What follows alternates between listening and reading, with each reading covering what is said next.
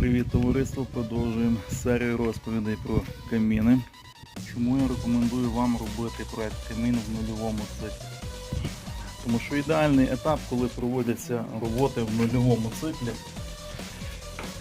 незавершені брудні роботи, не залиті стяжки, і тоді можна зробити паралельно проект камін, провести всі необхідні комунікації.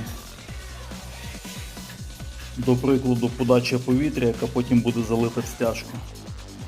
Проект кутового каміна в теплоакумуляційній обудові. Як ви вже привикли, це теплоакумуляційна обудова, яка набирає тепло. Стоїть камінна топка, знизу ізолятор, решітка одна, решітка друга, два теплих рукава на другий поверх, труба димовідведення.